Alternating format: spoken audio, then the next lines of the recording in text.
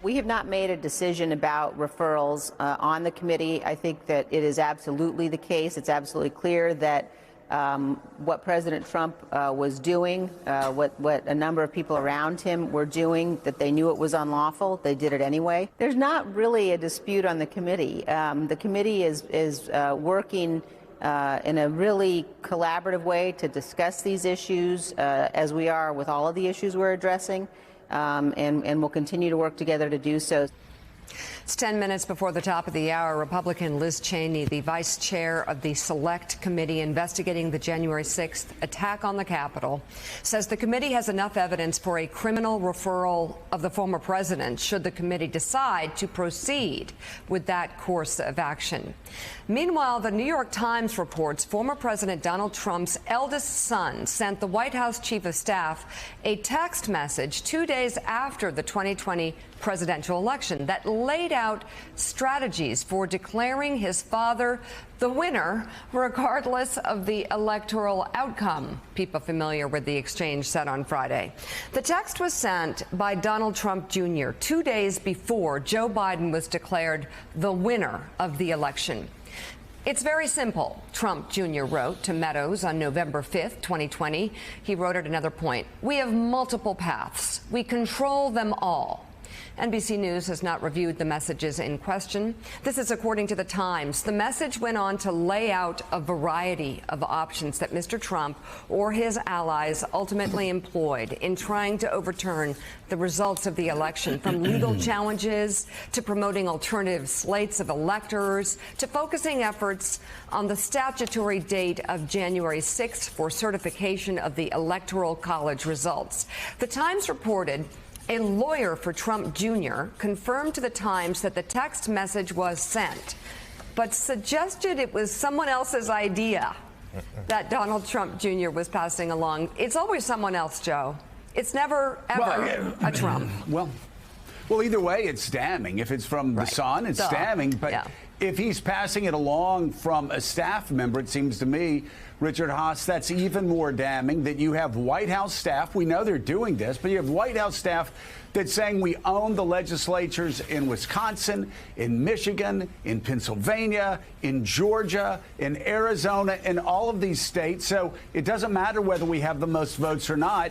We can figure out a way to rig the system to win. And what's most remarkable about this, and what shows their intent from the very beginning, is these text messages were being sent around while the votes were still being counted. They knew they were going to lose. They knew they were going to act illegally. They knew they were going to try to subvert the Constitution. They knew they were going to try to get the legislatures to ignore the will of the people and not allow a peaceful transfer of power. This is extraordinarily damning. I know people get tired of hearing this stuff, but this is extraordinarily damning, that the mindset for Donald Trump's staff, if we're taking Junior's attorney's word for it, is we're not going to win the election, so let's rig it.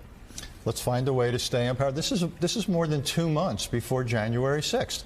If you were ever looking for intent, if you were ever basically looking for people saying no matter what the results are, we're going to figure out a way to game or rig the system to essentially disenfranchise the American people and bring about the outcome we want, this is pretty good. And again, I'm not a lawyer, but whether it passes muster in the court of law or in the court of public opinion, this tells you what you need to know. Yeah.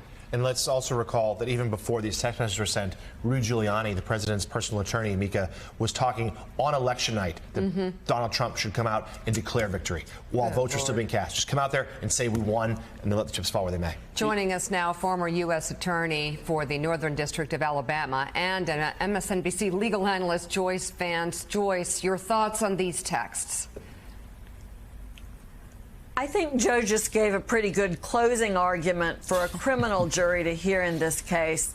These texts provide some of the pieces that we've been talking about over time. You've heard many of the legal analysts say that one of the most difficult challenges the Justice Department would face if it wanted to bring a prosecution is proving intent, proving that Donald Trump really knew that he had lost the election and that the big lie was just that, an effort to steal the election.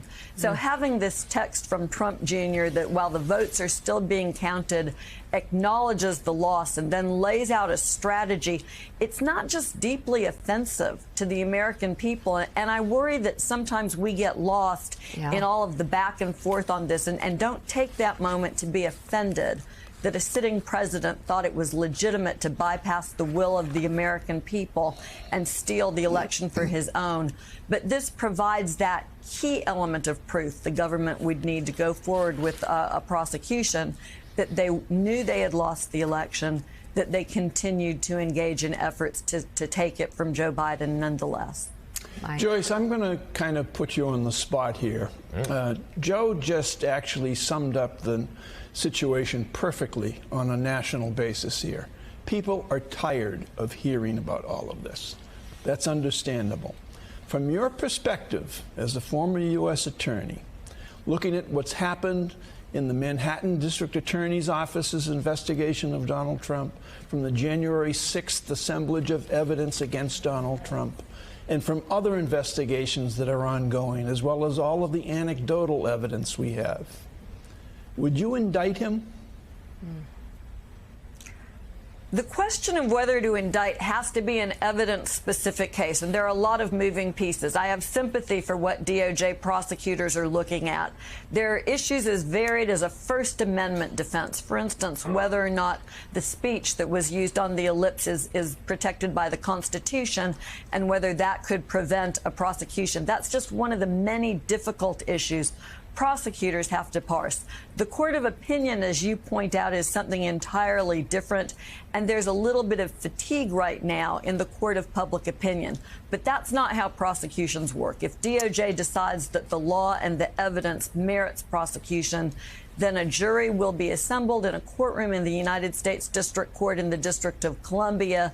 That jury will hear evidence, not this entire enormous mess that's really what I think has created fatigue in the public, but they'll hear very specific evidence on each of the elements of crimes that are charged, and they'll make a decision about whether anyone who is charged with those crimes is guilty beyond a reasonable doubt. Something that we've seen over and over in these cases, I remember the prosecution of Paul Manafort, is that citizens serving as jurors can set aside their preconceptions and their biases and hear that evidence and reach a ruling. So that's a very different sort of enterprise from the court of public opinion. And Joyce, back to this just being offensive, perhaps even more offensive now as we look through the lens of history. We watch Ukraine's struggle for survival with a leader that Donald Trump tried to shake down. I mean, the offense factor is way up. Joyce Vance, thank you so much for joining us this morning. And still ahead.